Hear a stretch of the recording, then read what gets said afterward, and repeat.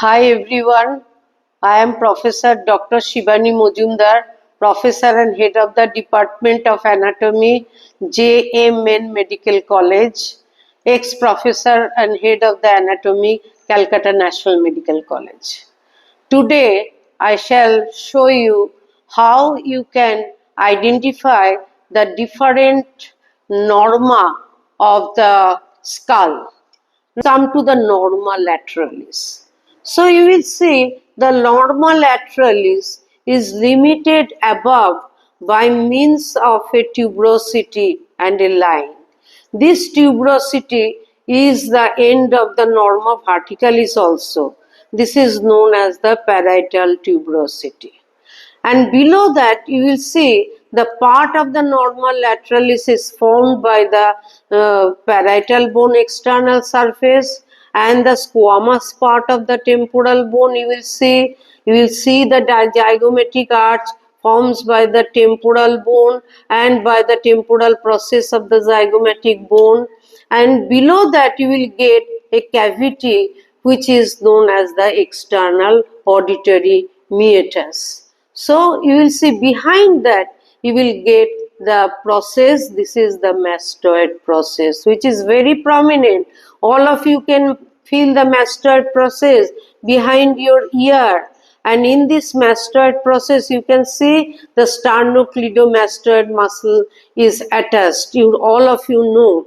So that's why mastoid process is important, and the mastoid process is either sclerotic or it is pneumatic, and this will depend upon if there is a middle ear infection, then what will happen? The mastoid process may be infected, and at that time there is a softening of this mastoid process, and you have to remove the mastoid process by keeping the muscle in situ, because the muscles are arising from the periosteum, not from the bone. So this is about the norma lateralis, and you will see in the lateralis there are two lines. One line you will see coming from the zygomatic process ascends upwards, and laterally this line is known as superior temporal line. And below that another line is there, that is known as the inferior temporal line. Above there is attachment of the temporal fascia, and below there is attachment of the temporalis muscle. You see, you clench your teeth, then you can feel the region of the temporalis muscle, and you can locate the temporalis one. So this is about the norma lateralis. Next you will see the norma verticalis. So you will see this is the norma verticalis. You will look from, you will see from anterior to posterior. You will see it is formed by the squamous part of the frontal bone and also by the parietal bone, the external surface. Now here you will get and you will see also the part of the squamous part of the occipital bone.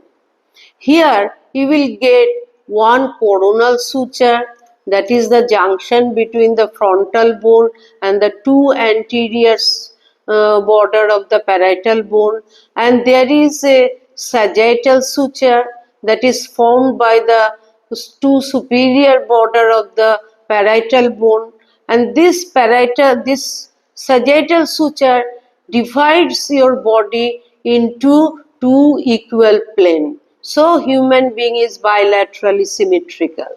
Similarly, through the coronal suture, if you pass a section, then it will divide the human body into anterior and the posterior two unequal area. Next you will see there are the presence of parietal tuberosity. Here you can feel the biparietal eminence, and this is the importance of the biparietal eminence, is that you can measure the breadth of the skull, which is very important in the neonates and everyone, and the racial variation is there. And you will see not only it is important in the biparietal diameter is important in the anatomy, because of the racial variation of that it is actually in the big company is also measure the biparietal diameter to make you the Genji of the free size. So this is the about the norma verticalis. And one thing I will tell you, that at the junction of the coronal suture and the sagittal suture, there is a lozenge-like area, diamond shaped, and this area is occupied during the birth by the fontanelle, that is the unossified membrane. The anterior fontanelle, it ossified at the age of 1.5 years, and the posterior fontanelle at the junction of the occipital bone and the two border of the parietal bone, this is known as the lambda. So this actually ossifies about the 6th month of the after the birth of the baby. So these two are very important. So here you see in every caste there is a ritual that you will do mundan or the removal of the hair during the age of the 6th month. Why? They can see how the condition of the anterior fontanelle. This is the end of this session. I should discuss in the separate video the norma basalis, both the interior and the exterior, and that will be more easy to understand that one. So thank you everyone for watching this video.